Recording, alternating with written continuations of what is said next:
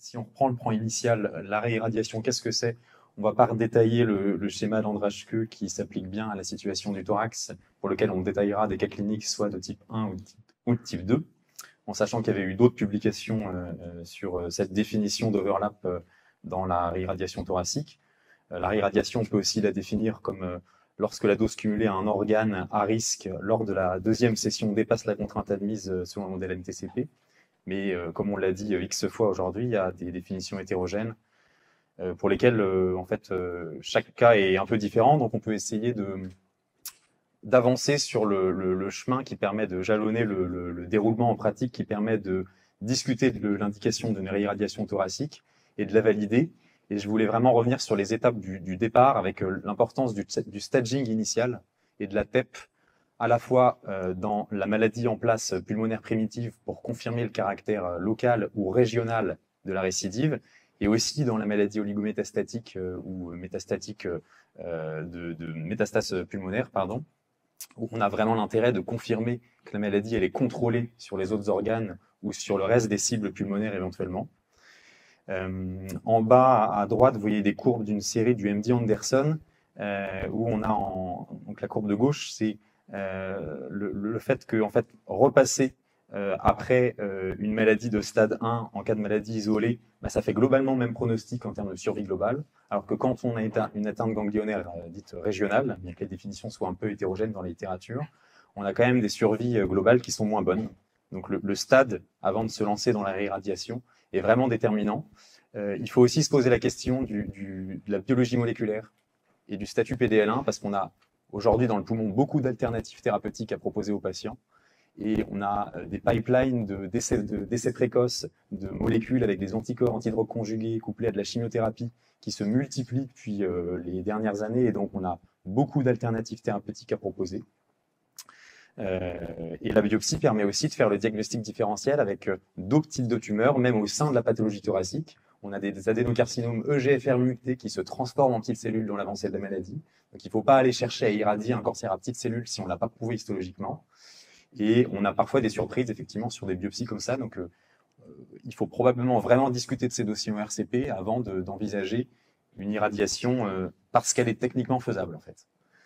Les comorbidités et la toxicité résiduelle, bah, je passe rapidement, mais il faut vraiment s'attacher à rechercher des antécédents de toxicité de grade 3 chez ces patients qu'on a déjà irradiés, savoir évaluer la capacité fonctionnelle avec une évaluation EFR sur le plan pulmonaire et cardiaque.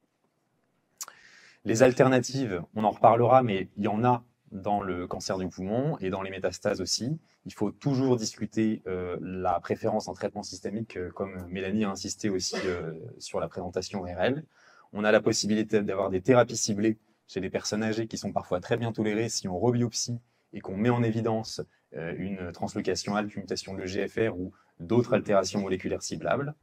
Et la chirurgie se discute au même titre que la thermoablation en tant que traitement local et permet aussi de faire de l'épargne de volume irradié quand c'est possible. L'intervalle libre, je passe rapidement, mais on se posera la question aussi.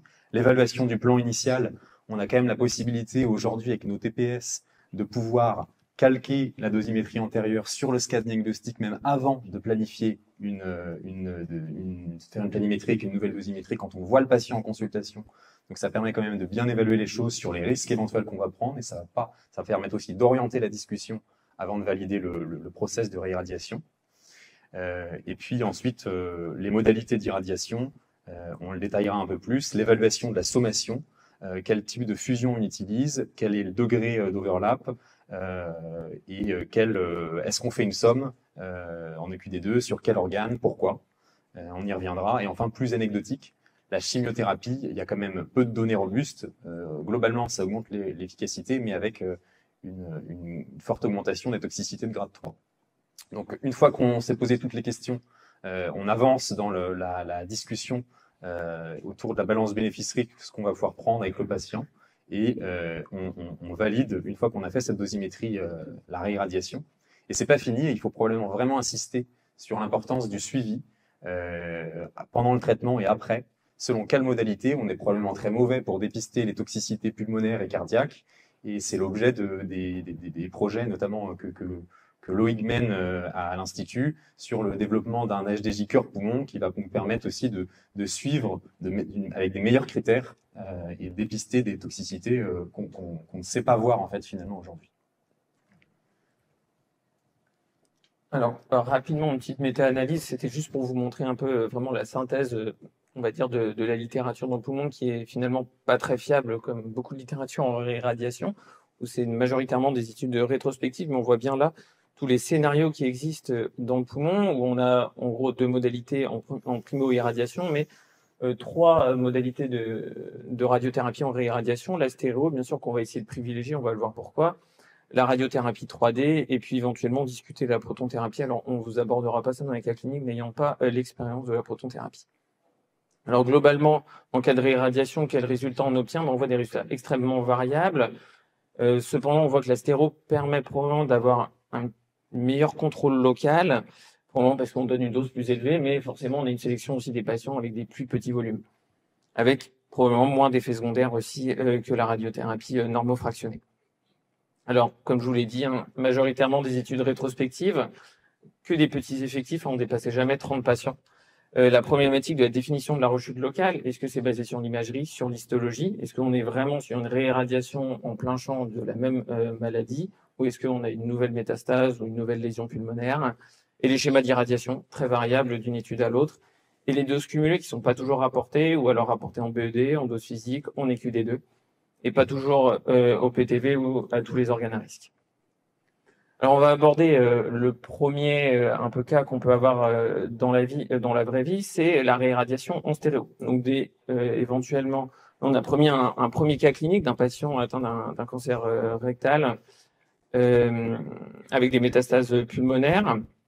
Donc au final, 3 premières métastases irradiées à 1 an d'intervalle, où on est un peu dans le cas finalement on réirradie au sein d'un même organe, mais sans recoupe. Donc sans vraie crainte, éventuellement le volume pulmonaire, on en reparlera juste un peu plus tard. Mais au bout d'un moment, ces premières irradiations vont nous poser un problème. Ce patient va présenter une récidive.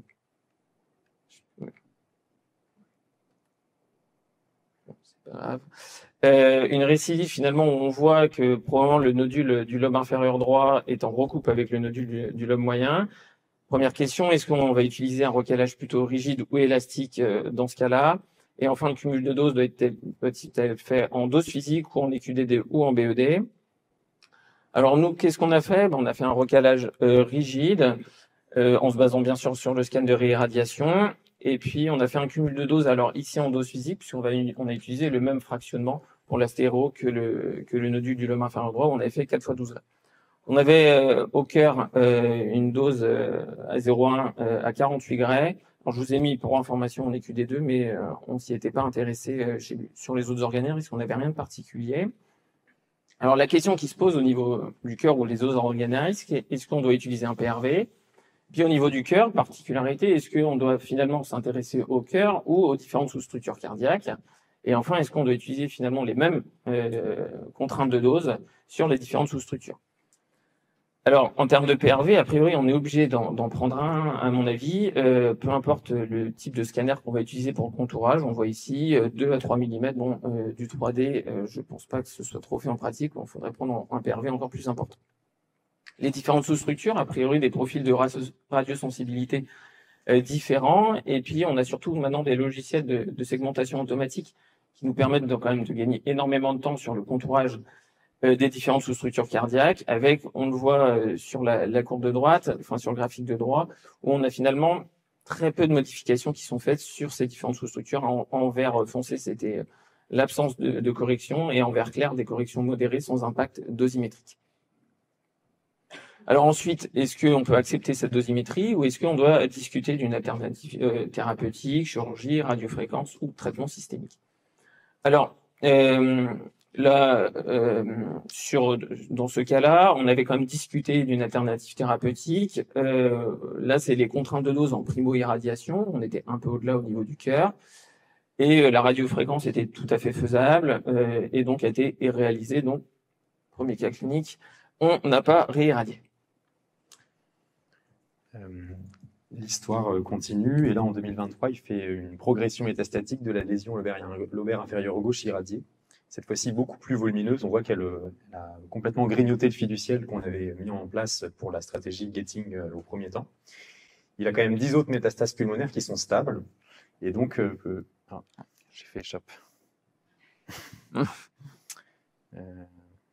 Merci.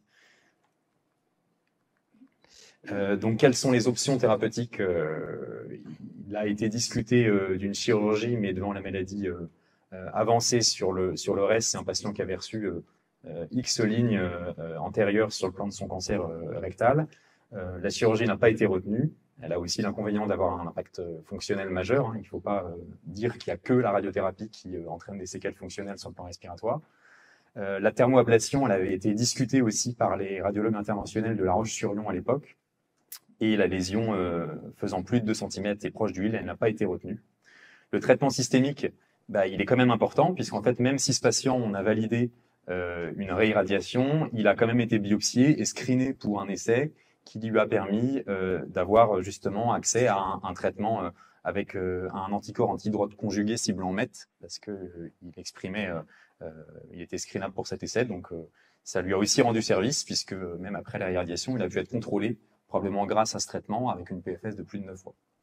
Juste pour revenir sur ces données publiées concernant les doses équivalentes, en fait, si on ne fait pas de BED supérieur à 100, ça ne sert à rien d'y retourner, on n'a pas d'impact sur le contrôle local, la survie globale et la PFS, voire on a un impact plutôt pronostic négatif sur l'échec régional si on ne peut pas envisager de délivrer une dose suffisante à ce niveau-là.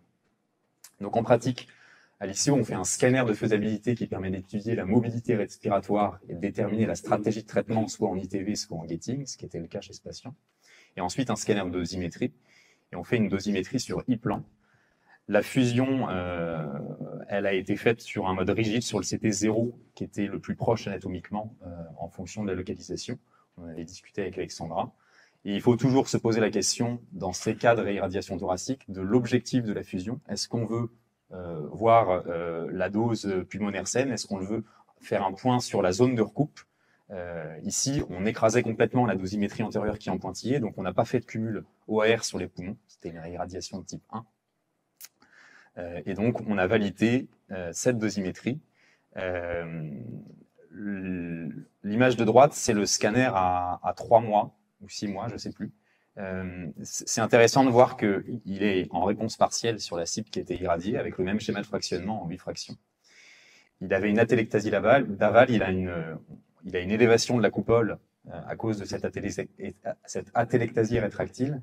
Et puis, il y a probablement de la sténose intralésionnelle post-radique qu'on évalue mal. Et donc, petite promotion locale, je vous parle très rapidement, un peu comme sur le cœur, où tout à l'heure on a parlé des différentes sous-structures cardiaques.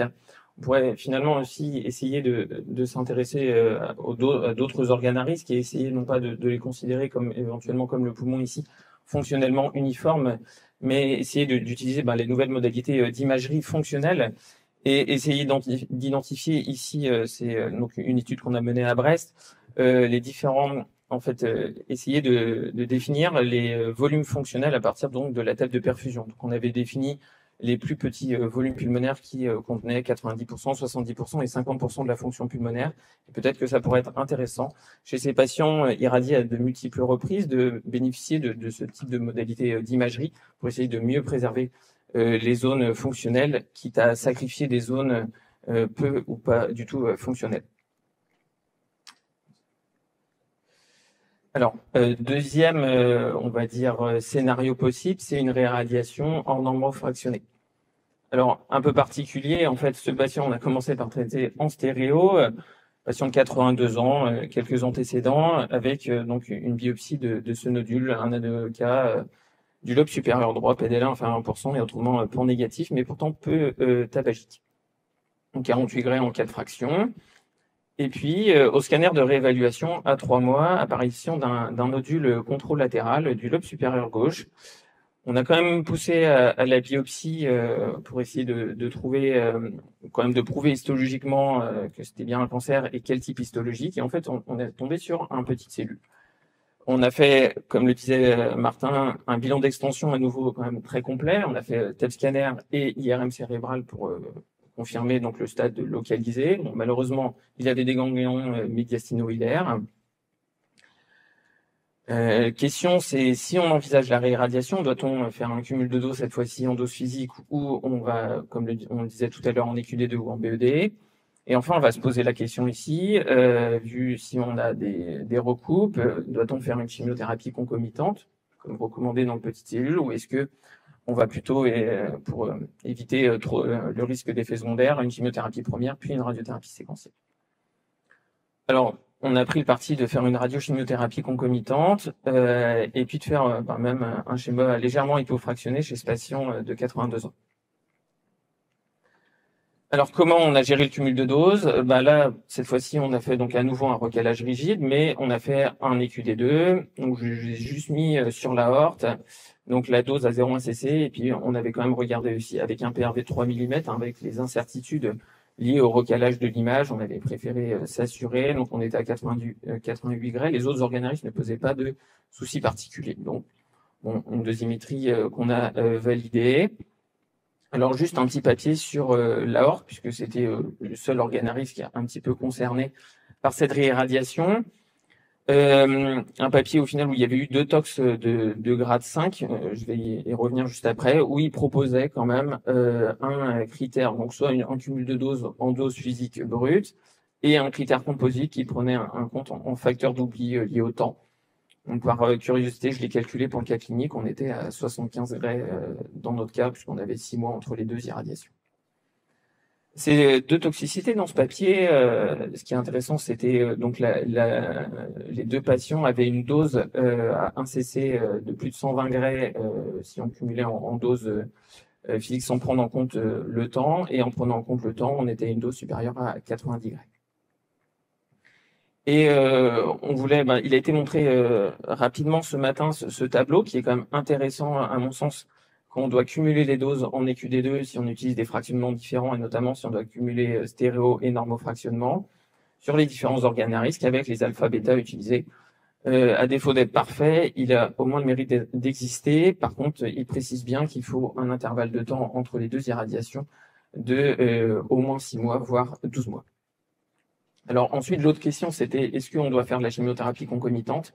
On a très très peu de données, encore moins dans le petite cellule, sur la réirradiation. Quand même des papiers qui montrent le bénéfice en survie, a priori, un peu comme en primo-irradiation, mais quand même avec une majoration du risque d'effet secondaire, notamment au niveau pulmonaire et œsophagien, ce qui était moins notre cas dans le cas clinique que je vous ai présenté. Et ici, d'autres facteurs sur lesquels il faut absolument s'intéresser quand on veut sélectionner les patients pour une réirradiation. Alors là, c'était dans les cancers bronchiques non à petite cellule. Mais l'état général, essentiel bien entendu, et surtout, comme le disait Martin tout à l'heure, la dose qu'on peut réellement redonner, qui va avoir vraiment un impact sur le contrôle local et la survie. Donc si on ne peut pas donner une dose suffisante, il ne faut pas réirradier. Et pour info, patient à 2 ans de sa radiochimiothérapie qui est toujours en réponse complète. Et alors des protocoles en cours au niveau pulmonaire, j'ai pas trouvé grand chose. J'ai trouvé 2 phases 1, une sur l'astéro en fait pour l'escalade de dose, en partant de 5 x 6 jusqu'à 5 x 10 chez des patients précédemment irradiés pour des tumeurs primitives ou secondaires en normofractionnement, hypofractionnement, enfin ou en stéréo avec des doses donc quand même minimales et avec un taux de recoupe sur l'isodose 50%. Et ici l'utilisation d'une nanoparticule combinée à des récidives loco-régionales. Donc à nouveau une étude de phase 1. Alors, qu'est-ce qu'on fait lundi? Moi, je vous renvoie au diagramme qu'avait proposé Martin au tout début, qui est quand même toutes les questions qu'on doit se poser avant d'envisager une réirradiation. Important sur les critères de sélection des patients. Discuter les alternatives thérapeutiques, locales ou systémiques, et notamment que ce soit des tumeurs primitives ou secondaires, et bien sûr discuter avec le patient de la balance bénéfice-risque. Et je vous rappelle le petit tableau. Je vous remercie.